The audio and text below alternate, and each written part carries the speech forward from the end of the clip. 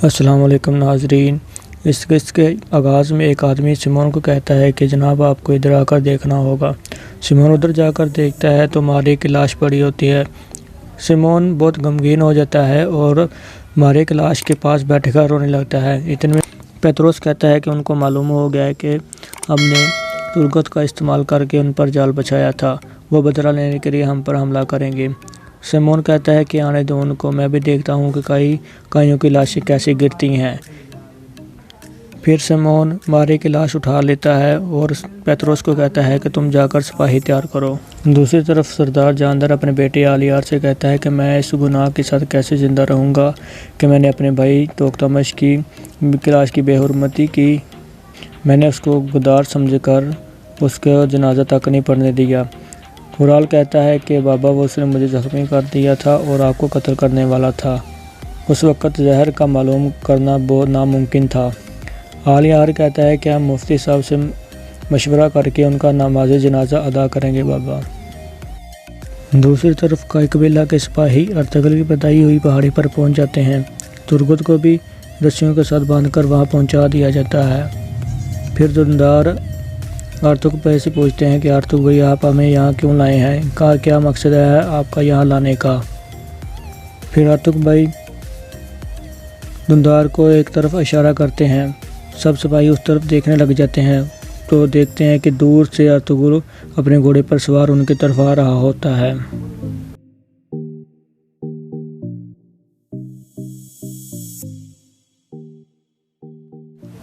जब अर्तुगरुल करीब आ जाता है तो सबको गले लगाकर मिलता है। फिर वो सबको मिलने के बाद वो तुरगत की तरफ बढ़ता है और तुरगत को गले लगा लेता है। तुरगत से मिलने के बाद वो सबसे मुखातब होकर कहता है कि इसमें तुरगत की कोई गलती नहीं है, उन्होंने तुरगत का इस्तेमाल करके जहर मुझ तक पहुंचाया ताकि वो मुझे मार सकें।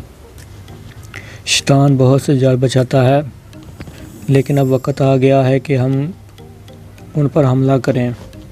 ये कहने के बाद अर्तुगरुल तुरगत की रस्सियाँ काट देता है। फिर इसके बाद सब सिपाही अल्लाह अकबर के नारा लगाना शुरू कर देते हैं।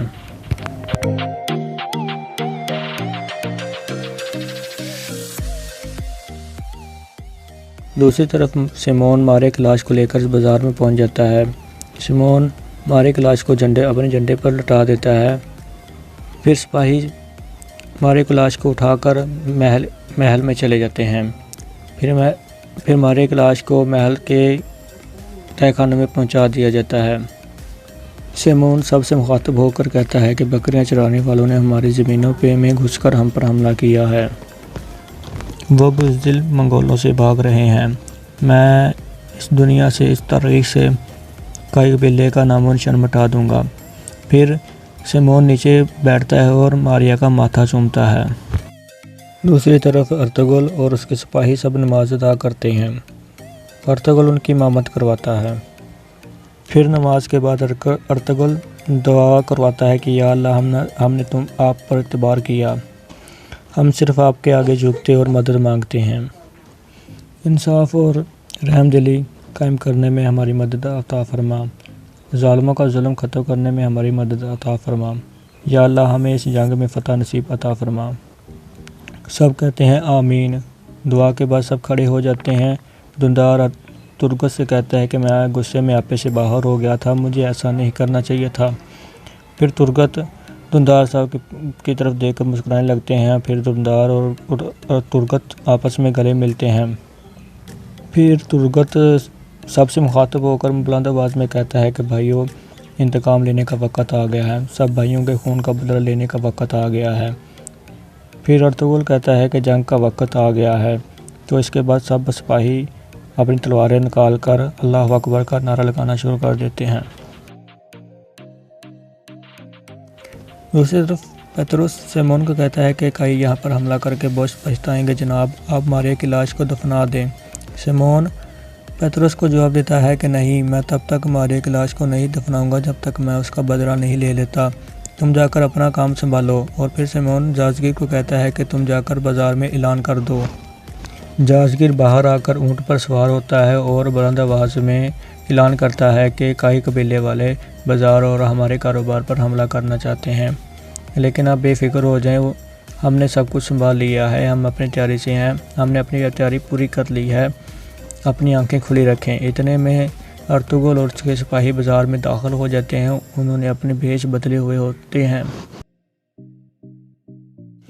फिर जाजगर कहता है कि सिमोन साहब, आप सबसे खिताब करना चाहते हैं, सब इकट्ठे हो जाएं। इतने में दुमरुल घोड़ागाड़ी लेकर काफ़ी आगे आ चुका होता है और दूसरे सब सिपाही भी काफ़ी हद तक आगे घुस चुके होते हैं। फिर पेत्रोस को शक हो जाता है कि काई कबीला वाले अंदर घुस चुके हैं, तो वो वहाँ से अंदर दाखिल हो जाता है। फिर सिमोन महल से बाहर आता है और ख़िताब करना शुरू कर देता है फिर कहता है कि मेरे बाज़ार के ताजरों, मैंने आप सबसे वादा किया था कि मैं आपके मालो जान की हिफाजत करूंगा। अब उस वादे पे कायम रहने का वक़्त आ गया है। मुझे पता चला है कि काई कबीला के लोग अपने सरदार की मौत का इंतकाम के नाम पर मेरे बाज़ार पर हमला करना चाहते हैं, लेकिन यकीन रखें मैं उन लुटेरों को अपने बाज़ार में घुसने नहीं दूंगा। आप सबकी मालो जान की जिम्मेदारी मेरी है।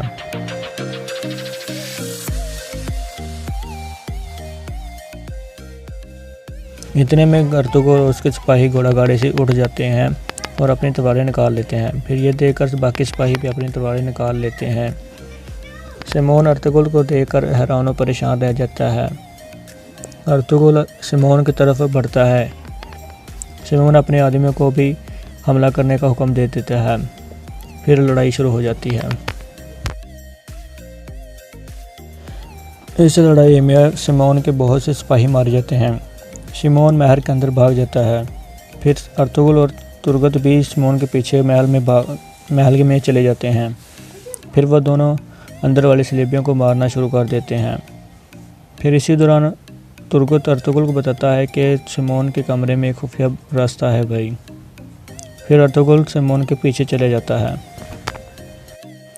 फिर दूसरी तरफ काई कबीला में हाइमा खातून कमरे में बैठी रो रही थीं, जो अर्तुगरुल के बारे में बेखबर हैं। फिर इतने में हकीम आर्तुक भी वहां पहुंच जाता है। हलीमा सुल्तान और हकीम आर्तुक की तवज्जो हाइमा खातून की तरफ करवाती हैं। हकीम आर्तुक हाइमा खातून से कहता है कि इसमें कोई शक नहीं कि अर्तुगरुल को जहर दिया गया था। फिर हाइमा खातून हकीम आर्तुक से कहती हैं कि आज हमारे सिपाही सूरज गुरूब होने से पहले अर्तुगरुल का इंतकाम ले लेंगे। फिर हकीम आर्तुक कहता है कि वो इस टाइम यही काम कर रहे हैं। हाइमा खातून, हमारे सिपाही सिमोन का महल उसके सर पर गिरा रहे हैं, वो भी अर्तुगरुल भाई की क़यादत पर। ये सुनकर हाइमा खातून चौंक जाती हैं और बैठकर रोने लगती हैं। फिर अल्लाह का शुक्र अदा करती हैं कि अर्तुगरुल जिंदा है। दूसरी तरफ सरदार जानदार कहता है कि इतना बहादुर आदमी थोड़े से वक्त में ऐसे हो गया, ये कैसा जहर है या अल्लाह, ये कैसा फितना है। आलियार कहता है कि इस फितना के पीछे सिमोन का हाथ है बाबा, इसमें कोई शक नहीं कि इसका कातिल कौन है। फिर ओराल कहता है कि सिमोन सोने के लिए कुछ भी कर सकता है, मैं खुद उसका सर उतारूंगा। लेकिन जो हो गया सो हो गया, लेकिन एक और अहम मसला है जिस पर हमें बात करनी चाहिए। काई कबीला में कोई भी इतना बहादुर नहीं है जो अर्तुगरुल की जगह ले सके। आलियार कहता है कि मुझे पता है आप क्या मनसूबा बना रहे हैं भाई, ऐसा करने की ज़रूरत कभी भी मत करना।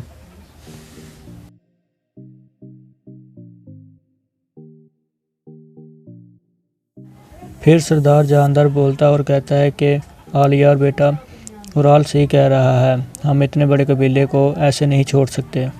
अर्तुगरुल मर चुका है, हम इतने बड़े कबीले को दुंदार के हवाले नहीं कर सकते। फिर ओराल खुश हो जाता है और आलियार चौंक जाता है। फिर ओराल कहता है कि हमें काई कबीला को अपने कंट्रोल में करना होगा। सरदार जानदार कहता है कि सबसे पहले हम अर्तुगरुल की मौत का बदला लेंगे ताकि काई कबीला के जिरगे वाले लोग हमारे मकरूज हो सकें। हम सिमोन के महल को जलाकर राख कर देंगे। अब हमारी जिम्मेदारी है कि हम काई कबीला के लोगों की मदद करें।